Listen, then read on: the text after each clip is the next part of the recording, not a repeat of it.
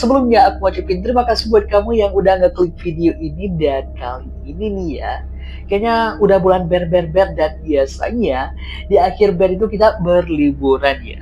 Terus nih, kalau yang namanya liburan ya, itu orang itu beda-beda ya. Ada yang liburannya itu maunya di rumah aja gitu ya. Ya, santai, istirahat, sambil nonton mungkin. Ataupun ada nih yang suka liburannya tuh dia itu liar gitu. Maksud aku nih ya, ke alam terbuka ya, alam liar gitu. Dan buat kamu nih ya yang pengen liburan itu, pastinya kamu harus mempersiapkan segala sesuatunya ya. Selain perlengkapan gitu juga keamanan perlu diperhatikan gitu. Kenapa nih? Jangan sampai ini cerita yang aku bakal ceritain ini itu bisa terjadi gitu, karena ini cerita itu ya benar-benar menurut aku ya membingungkan dan penuh yang namanya teka-teki sampai di akhir cerita dan sampai sekarang itu masih tanda tanya gitu. Di mana teka-teki yang aku bilang tadi ini ya, itu berputar atau berpusat kepada si Chris dan Lisa, dua orang remaja nih yang sama-sama berasal dari Belanda ya, itu temenan mereka berdua ini, yang memutuskan untuk jalan-jalan atau liburan nih ya, sekedar jalan-jalan gitu ke daerah pegunungan Panama, tetapi ya akhirnya mereka dinyatakan hilang. Terus nih sebenarnya udah pasti ya pihak yang berwajib itu melakukan pencarian, dan sebenarnya itu petunjuk-petunjuk ya udah didapatkan sama pihak berwajib ya ketika dilakukan pencarian, tetapi tetap saja ini semua itu tidak mengembalikan mereka berdua gitu. Terus gimana ceritanya kok bisa gitu ya? Dan ya udah deh, kita udah kepanjangan babi bu nih, langsung aja kita ke ceritanya. Ini dia ya, Chris Kremers yang berusia 21 tahun dan Lisanne Front yang berusia 22 tahun. Jadi mereka nih beda 1 tahun gitu ya. Tetapi nih mereka sama-sama berasal dari Amersfoort di daerah Belanda gitu ya. Mereka ini baru aja nih menyelesaikan studi mereka nih di kampus yang berbeda nih tapi. Si Chris di bidang pendidikan sosial budaya dengan spesialis pendidikan seni ya, dan si Lisanne itu di bidang psikologi terapan gitu. Dan ya udah deh, setelah mereka lulus, akhirnya nih mereka ya untuk mungkin ya mempererat gitu persahabatan mereka, mereka memutuskan untuk tinggal bersama di sebuah kamar asrama di wilayah mereka nih. Dan sambil mereka tinggal di sana nih ya menghabiskan waktu, mereka juga bekerja di kafe yang sama gitu ya selama 6 bulan, dan gaji mereka nih selama 6 bulan itu dikumpulin gitu ya, karena mereka bersama udah punya rencana gitu buat liburan ke wilayah Panama gitu. Jadi nih ya mereka ke sana itu nggak cuma sekedar buat liburan gitu. Mereka juga nih berkeinginan untuk menjadi relawan untuk anak-anak yang ada di sana. Dan setelah dirasa semuanya udah beres ya, dananya udah ada, semua persiapan udah beres, di tanggal 15 Maret mereka akhirnya ya terbang gitu, cus gitu ke Panama. Dan di sana nih ya, mereka sempat menghabiskan 2 minggu gitu ya. Itu menghabiskan waktu 2 minggu di Isla Colon untuk belajar ya bahasa Spanyol gitu. Dan di sana juga akhirnya mereka menghabiskan waktu untuk jalan-jalan gitu atau menikmati wilayah-wilayah atau tempat-tempat wisata yang ada di sana. Pada 29 Maret ya, mereka akhirnya berangkat ya ke Boquete ya. Sesampainya di sana mereka memutuskan untuk mencari sekolah-sekolah yang nantinya nih akan mereka ajarkan gitu. Awalnya mereka berencana nih mengajar pada Selasa 1 April, tetapi nih pihak sekolah menyuruh mereka untuk mengajar Senin depan aja gitu. Terus nih mendengarkan hal tersebut ya, atau mendengarkan dari pihak sekolah, mereka ya agak sedikit kecewa gitu ya. Dan mereka akhirnya memutuskan untuk kembali ke penginapan mereka yang ada di pinggiran kota gitu. Dan di tanggal 1 April nih ya, mungkin untuk sekedar menghabiskan waktu gitu, akhirnya mereka berdua memutuskan untuk ya naik gunung gitu ya, sekedar jalan-jalan gitu ya, di wilayah hutan berawan nih ya. Itu hutan itu bisa dibilang jalan-jalan mereka itu mengelilingi ya daerah pergunungan Merapi gitu yang disebut jalur El Pianis. Terus di VM ya, ketika mereka pergi, itu mereka nggak cuma berdua ya. Mereka itu ditemenin sama anjing ya, pemilik rumah tempat mereka tinggal gitu. Dan mereka juga menuliskan status gitu di FB, di mana mereka itu ditulis di situ mereka cuma ya pengen jalan-jalan aja. Nah, ini yang menjadi itu catatan ya. Mereka itu cuma jalan-jalan sebentar gitu. Artinya mereka itu nggak berniat buat menginap ya. Dan bisa dipastikan perbekalan mereka ya cuma untuk ya sekedar jalan-jalan gitu aja. Waktu pun berlalu ya setelah kepergian mereka mungkin di pagi hari gitu, terus menjelang sore hari, malam hari, ini pemilik rumah ini merasa heran gitu, tiba-tiba nih itu si anjingnya tuh pulang sendiri gitu. Dan ini timbul tanda tanya ya, kenapa kok anjingnya kan tadi pergi sama mereka, terus merekanya kemana? Mereka itu nggak ikut pulang gitu.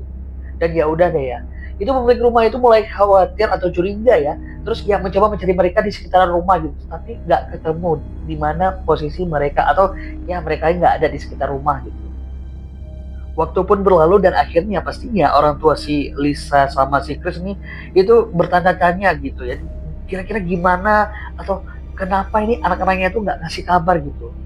Dan pada tanggal 6 April, orang tua si Chris nih ya, dan Lisa nih akhirnya tiba di Panama bersama dengan polisi dan anjing pelacak serta detektif dari Belanda untuk melakukan pencarian skala penuh di hutan selama 10 hari. Dan Vem itu yang namanya keluarga ya, apalagi orang tua pasti mengusahakan yang terbaik untuk menemukan anak-anak mereka ini. Tetapi nih ya, setelah dilakukan pencarian selama 10 hari dan semua itu udah dikerahkan, itu sayang banget mereka berdua itu nggak juga diketemukan. Dan nggak sampai di situ aja, orang tua mereka nih sampai melakukan seperti sayembara gitu, siapa aja yang berhasil menemukan keberadaan si Lisa sama si Chris, itu bakal dikasih hadiah $30.000 dan itu banyak ya duitnya ya. Tetapi sangat disayangkan ya, tidak ada ya warga di sana yang berhasil menemukan keberadaan mereka berdua. Sampai pada akhirnya ini ya, di tanggal 14 Juni ya, ada seorang perempuan gitu yang datang ke kantor polisi dan melaporkan bahwa dia menemukan sebuah tas ransel berwarna biru. Dan dari keterangan dia nih, tas ransel tersebut ditemukan itu di daerah tepi sungai gitu. Jadi nih, ransel berwarna biru itu tadi ditemukan itu ya di tepi sungai di dekat desanya Alto Romero ya, di mana ransel itu dia berisi 2 pasang kacamata, uang tunai, kartu asuransi, kamera, 2 bra, dan telepon genggam. Yang anehnya nih, barang-barang yang ditemukan dalam kondisi baik-baik saja gitu. Dan setelahnya nih ya, pihak kepolisian akhirnya nih ya, itu berharap menemukan sebuah petunjuk ya dari kasus tersebut. Dan anehnya nih ya, setelah mereka mengecek ya kamera dan ponsel si korban itu, mereka nih polisinya malah tambah bingung ya, karena di situ dari tanggal 1 April hingga tanggal 11 ini terlihat ya dari HP mereka mencoba menghubungi polisi atau 911 gitu. Kayaknya mereka emang lagi membutuhkan pertolongan. Dan kalau kamu ingat ya, seperti aku bilang tadi nih ya, barang-barang mereka ini kan itu tertata rapi ya, maksudnya nggak ada yang hilang gitu. Nah ini semakin membingungkan pastinya. Handphonenya udah dicek ya, sekarang giliran kameranya nih. Dan ketika polisi menyelidiki kamera mereka, polisi nih menemukan 100 foto yang diambil dengan kamera itu. Nah awalnya nih foto mereka nih tampak biasa aja gitu ya, dimana menunjukkan wajah mereka yang tampak bahagia gitu ya, namanya juga jalan-jalan.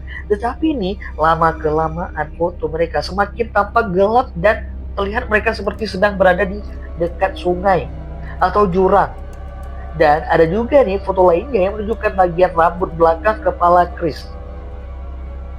Jadi nih kalau dilihat-lihat ya, kalau awal-awalnya foto itu normal gitu ya, tapi di akhir-akhir ya mungkin sebagian dari kamu pasti berpikir kayak ini mereka nih kayak lagi digiring gitu ya.